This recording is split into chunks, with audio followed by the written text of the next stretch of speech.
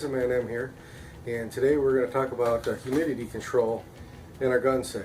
I found a very unique and very inexpensive way in order to control the humidity in my safes.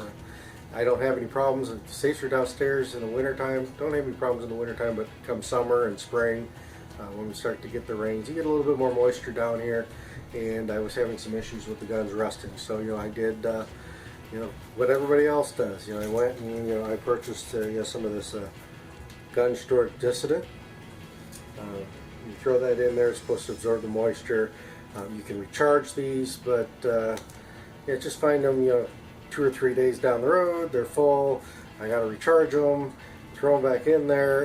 It just wasn't working out very well for me. The other option you have is these little ceramic heaters that you can put on the bottom of your safe. I put one of these in there, but they get warm, but they just didn't have quite enough oomph to heat up the air in my safe enough to keep the rust away. It would last, I'd be able to get about a week or so before I had to take everything out, wipe it down, oil it up, and put it back in there. And it just wasn't quite doing it for heat wise. I was still getting moisture infiltration and a little bit of spotty rust here and there.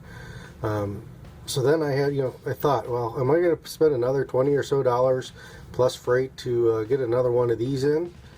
Or, what else is out there that I can use? I like the heat idea. I like, getting the cabinet warmer than the outside air, and it helps push the moisture out. I thought to myself, what other household item out there, produces heat on a consistent basis? It's not too hot and not too cold, and you can adjust it a little bit if you needed to.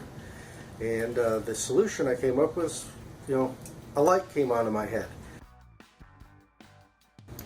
And this was the solution I came up with.